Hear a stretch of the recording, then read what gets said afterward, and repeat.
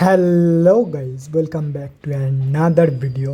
तो guys, Stirling and Wilson renewable energy की financial year 2023 की सेकेंड क्वार्टर की रिजल्ट आउट हो चुकी है। तो गाइस, इस वीडियो में हम लोग यही देखेंगे कि कंपनी ने सितंबर क्वार्टर में कैसी परफॉर्म की है, क्या क्या पॉइंट्स इम्प्रूव हुई है एंड कहाँ कहाँ पे कंपनी ने डिटोरिएट की है, और कंपनी के फंडामेंटल्स भी चेक करेंगे और समझेंगे कि क्या ये कंपनी पैसे लगाने लायक है या नहीं। एंड उसके साथ साथ हम लोग कंपनी के टेक्निकल्स के बारे में भी डिस्कस करेंगे। तो गाइस, बिना टाइम वेस्ट किए कंपनी की फंडामेंटल एनालिसिस करते हुए वीडियो को शुरू करते हैं। तो गाइज, अगर इस कंपनी के बिजनेस के बारे में डिस्कस करें तो Starlink and Wilson solar limited is one of the leading and to and engineering procurement and construction solutions provider globally and is also engaged in the operation and maintenance of solar power projects. ये company both BSc and NSC में listed है। तो अभी अगर इस company के कुछ important figures के बारे में डिस्कस करें तो 5545 करोड़ की है कंपनी की मार्केट कैप। स्टॉक की पी यहाँ पे मेंशन नहीं है। ROCE return on equity last 3 साल की sales growth and last 6 months के रिटर्न कंपनी की नेगेटिव में जा चुकी है। ये कंपनी अभी अपनी बुक वैल्यू से बहुत ही ज़्यादा ऊपर ट्रेड कर रही है। कंपनी आप लोगों को डिविडेंड देती नहीं है। फेस वैल्यू 1 रुपये की है एंड प्रोमोटर्स की होल्डिंग 39.5% प्लेज हो रखा है।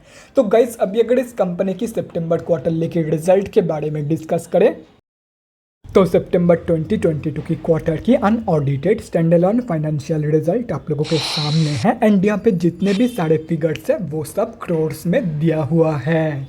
तो गाइस, सबसे पहले हम लोग कंपनी की इनकम चेक करते हैं। तो सितंबर 2022 की क्वार्टर में कंपनी ने अप्रॉक्सीमेटली 332 करोड़ की इनकम जनरेट किया है। और अगर ये जून 2022 की क्वार्टर एंड सितंबर 2021 की क्वार्टर से कंपेयर किया जाए तो जून 2022 की क्वार्टर में कंपनी ने अप्रॉक्सीमेटली 820 करोड़ की इनकम जनरेट किया था एंड सितंबर 2021 की क्वार्टर में अप्रॉक्सीमेटली 989 करोड़ की इनकम। तो ईयर ऑन ईयर बेसिस पे and quarter on quarter basis पे दोनों में ही कंपनी की जो इनकम ग्रोथ है वो नेगेटिव में जा चुकी है। एंड सितंबर 2021 की क्वार्टर के कंपैरिजन में कंपनी ने हाफ से भी कम इनकम जनरेट किया है इन सितंबर 2022 की क्वार्टर। और अगर ज़्यादा ध्यान से देखा जाए तो टाइम के साथ साथ कंपनी की जो इनकम है वो धीरे धीरे कम हो रही है। तो अभी अगर इस कंपनी की नेट प्रॉफिट मतलब प्रॉफिट आफ्टर टैक्स के बारे में डिस्कस करें तो यहाँ पे आप लोग देख सकते हो कि ये एक इंटायरली लॉस मेकिंग कंपनी है। तो जून 2022 की क्वार्टर में कंपनी ने अप्रॉक्सीमेटली 104 करोड़ के आसपास की लॉस पोस्ट किया था। सितंबर 2022 की क्वार्टर में कंपनी ने अप्रॉक्सीमेटली 55 करोड़ की लॉस पोस्ट किया है एंड सितंबर 2021 की क्वार्टर में अप्रॉक्सीमेटली 42.04 करोड़ की लॉस। तो ईयर ऑन ईयर बेसिस पे अगर देखा जाए तो कंपनी की ग्रोथ नेगेटिव में जा चुकी है, लेकिन क्वार्टर ऑन क्वार्टर बेसिस पे मतलब जून 2022 की क्वार्टर की कंपैरिजन में कंपनी ने यहाँ पे एक पॉजिटिव ग्रोथ दिखाई है। कंपनी ने जून 2022 की क्वार्टर की कंपैरिजन में कम लॉस पोस्ट किया है इन सितंबर 2022 की क्वार्टर। तो अभी अगर इस कंपनी की ईपीएस मतलब अर्निंग पर शेयर के बारे में डिस्कस करें तो कंपनी की जो ईपीएस की ग्रोथ है वो भी कंपनी की प्रॉफिट ग्रोथ की तरह ही है। ये ईपीएस की जो वैल्यूज है वो भी नेगेटिव में जा चुकी है एंड यहाँ पे ईयर ऑन ईयर बेसिस पे कंपनी की प्रॉफिट ग्रोथ की तरह ये ग्रोथ भी नेगेटिव में जा चुकी है। लेकिन क्वार्टर ऑन क्वार्टर बेसिस पे कंपनी ने यहाँ पे एक पॉजिटिव ग्रोथ दिखाई है। तो अगर ओवरऑल देखा जाए तो कंपनी ने सिर्फ और सिर्फ 2 जगह पे ही पॉजिटिव ग्रोथ दिखाई है एंड वो है क्वार्टर ऑन क्वार्टर बेसिस की EPS growth and profit growth. बाकी हर एक जगह पे कंपनी ने नेगेटिव ग्रोथ ही दिखाई है। तो ओवरऑल जो रिजल्ट है वो बहुत ही ज़्यादा बेकार, बहुत ही ज़्यादा वीक निकल के आई है ऑफ सितंबर 2022 की क्वार्टर। तो गाइस, अभी अगर इस कंपनी के बैलेंस शीट के हेल्थ के बारे में डिस्कस करें तो हाफ ईयरली बेसिस पे कंपनी में टोटली उल्टा सीन हुआ है। कंपनी की रिजर्व रिड्यूस हुई है एंड डेट इंक्रीज हुई है, जो कि किसी भी कंपनी के लिए बहुत ही बेकार चीज़ है। मतलब बैलेंस शीट की हेल्थ डिटोरिएट हुई है on half yearly basis. And अगर ओवरऑल भी देखा जाए तो रिजर्व के कंपेरिजन में कई गुना ज़्यादा डेट मौजूद है कंपनी के पास। तो ओवरऑल जो बैलेंस शीट की हेल्थ है वो भी एकदम ही बेकार है। तो अभी अगर इस कंपनी के कैश फ्लोज के बारे में डिस्कस करें तो कैश फ्लोज की जो कंडीशन है वो इम्प्रूव हुई है इन इन FY 2022। FY 2021 में कंपनी के पास नेगेटिव 243 करोड़ की कैश फ्लोज मौजूद थी, जो कि अभी इम्प्रूव होकर पॉजिटिव 238 करोड़ की हो चुकी है। और रही बात कंपनी की शेयर होल्डिंग पैटर्न की, तो गाइस सितंबर क्वार्टरली की शेयर होल्डिंग पैटर्न अभी तक आउट नहीं हुई है, लेकिन अगर जून क्वार्टरली की शेयर होल्डिंग पैटर्न देखा जाए तो जून के क्वार्टर में प्रमोटर्स की होल्डिंग अनचेंज थी, एफआईआईज ने सेलिंग करी थी एंड डीआईआईज ने बाइंग। और अगर पब्लिक में देखा जाए तो गाइज यहाँ पे आप लोग देख सकते हो पब्लिक में किसी भी बड़े रिटेलर की होल्डिंग नहीं है, मतलब इस कंपनी में हम अब जैसे छोटे मोटे रिटेलर की जो होल्डिंग है वो अप्रोक्सीमेटली 16% के आसपास निकल के आ रही है।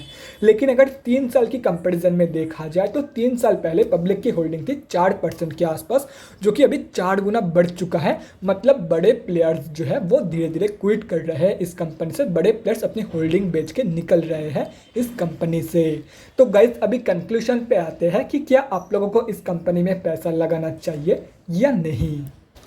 तो देखो गाइज, कंपनी की एंटायर ग्रोथ नेगेटिव में जा चुकी है एंड ये एक फंडामेंटली वीक कंपनी भी है। तो ऐसे में मैं आप लोगों को यही बोलूँगा कि अगर कंपनी के ऊपर भरोसा है कि कंपनी आगे चल के बहुत ही बढ़िया परफॉर्म कर सकती है, फिर से ये कंपनी प्रॉफिटेबल बन सकती है एंड ये कंपनी एक ओवरऑल पॉजिटिव ग्रोथ दिखा सकती है, तो ही इस कंपनी में पैसा लगाना, अदरवाइज सिर्फ और सिर्फ अवॉइड दिस स्टॉक।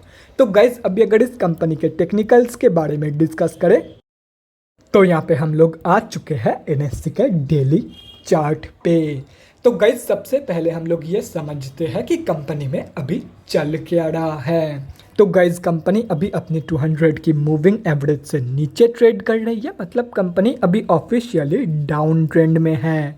एंड अगर देखा जाए तो अभी ये कंपनी अपनी 52 वीक लो के आसपास ट्रेड कर रही है एंड पिछले कुछ दिनों से इस कंपनी में लगातार सेलिंग हो रही है।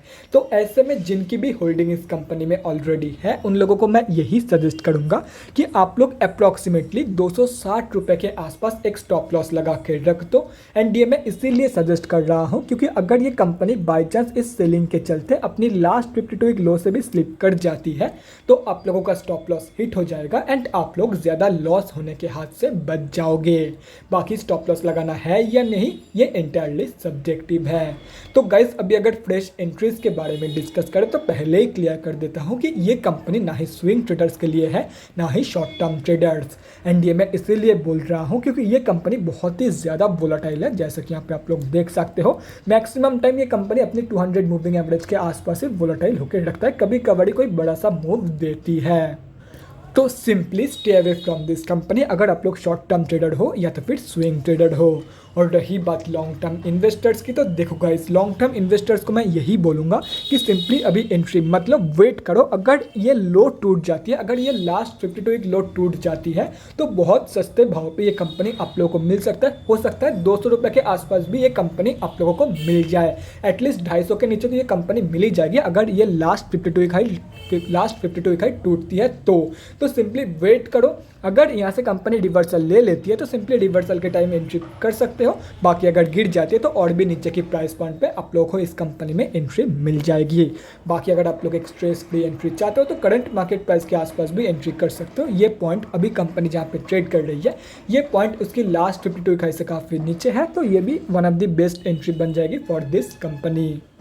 तो guys that's it for this video. अगले वीडियो में मिलते हैं गाइज। Thanks for watching. और गाइज अगर आप लोगों के मन में कोई भी डाउट या क्वेरी रहती है स्टॉक मार्केट या किसी भी स्टॉक से रिलेटेड तो कमेंट सेक्शन में कमेंट करके मुझसे पूछ सकते हो, या तो फिर मेरे इंस्टाग्राम का लिंक आप लोगों को डिस्क्रिप्शन बॉक्स में मिल जाएगा, जाके वहाँ पर भी मुझे DM कर सकते हो for an 1-on-1 conversation. Thanks again for watching guys. Bye guys and definitely guys stay safe.